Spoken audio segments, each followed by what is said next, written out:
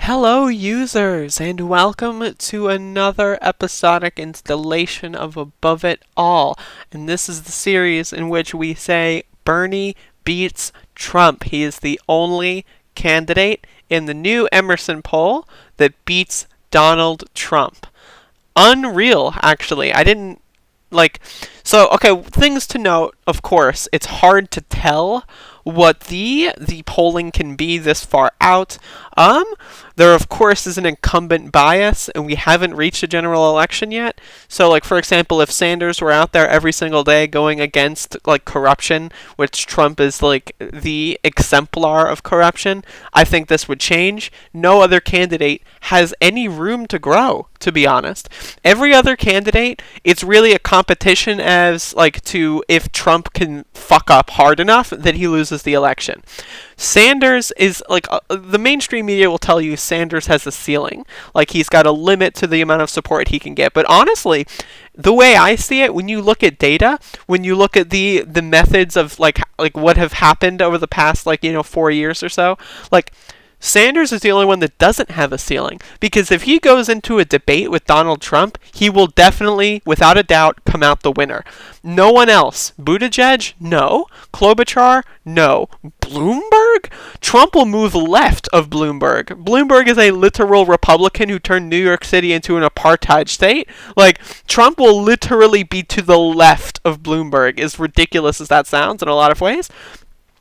Biden probably won't even be mentally capable of debating. You know what I mean? So Sanders in this instance, one, he's the only one winning in this poll, and then two, he also has a large as fuck way to expand his fucking voter base.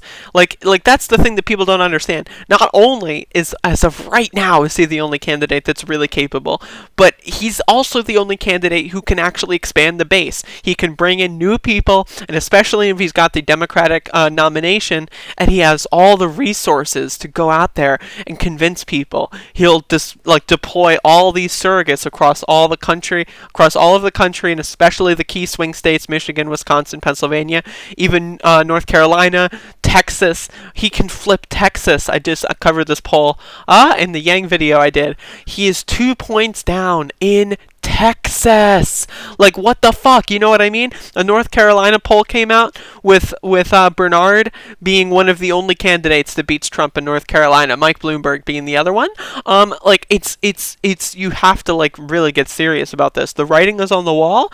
Anything, if you don't think Bernie is the best candidate to beat Trump, you are essentially a flat earther. You're an anti-vaxxer. You're a QAnon. You're just a regular run-of-the-mill conspiracy theorist. Honestly, and I say that with complete seriousness, you are a conspiracy theorist. If you think Bernie's too far left, you are out of touch.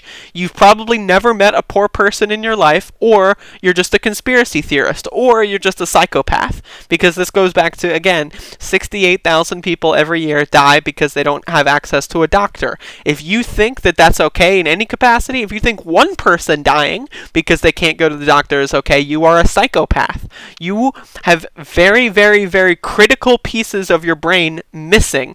Either that, or you've just been brainwashed by fucking right-wing media over the course of your entire life. Now, am I saying that you can't change? No. You choose to be a psychopath, right? In that instance, that's a choice. You can make the decision, 68,000 people die a year, well, I guess they shouldn't die a year. Boom, you're cured. It's that easy. You know what I mean? People keep, it's not like a culture thing. I was born and bred to want to lock brown people in cages. That's what the Trump people love to say. You're attacking my culture. It's not hateful, it's my heritage. No, go fuck yourself, bitch. You choose to be a racist, you choose to be a psychopath, you choose to want to inflict pain and suffering on poor people and non-white people. That's your decision. You can decide not to do that, but you are just too fucking stupid to do that. You're just too in your own fucking set ways. I want to make an extra $7 a year on the backs of 68,000 dead motherfuckers. No, you're a dumbass. I'm sorry. There is no defense of that. You cannot defend it in any capacity. You're just an evil motherfucker. Okay? Now, that being said, of course, again, Sanders is not, even if Sanders were risky because he's too far left, even if this polling wouldn't be this like kind of fashion, I would still want to have Sanders as a president. But again, it's a surefire victory. He's the only person who can excite the base, the Democratic base, the workers that are actually non-voters for the most part. Most workers don't vote. The only people I've had so many conversations with people, it's like, yeah, if Sanders doesn't become the nominee, they'll either vote Trump or not vote. It's ridiculous. I've met dozens, hundreds of people that do this online. Like during canvassing, I've seen people do that. Like, oh, like there's no reason to vote. Why would you vote for Bloomberg? You know, like why would you vote for Biden? Like they're just the same. You know what I mean? Like why would you do that? But Sanders excites people. Oh, Sanders, I'm voting for that, and that means that I'll probably get a minimum wage increase. Oh, I'm voting for that, and he's going to legalize weed on the first day of that he takes office. That alone is a reason enough for, you know, like if you talk to a lot of these people, like it's like most people aren't psychopaths. It's just like an internet thing, and it's like a mainstream media thing. And so that's my theory as to why Sanders, first of all, as of right now, is the only candidate who has a good shot against Trump. But if he's the nominee and you have him go on a general election campaign, he can destroy Trump. Like he can landslide this motherfucker. No other candidate has any growth, any room for growth whatsoever.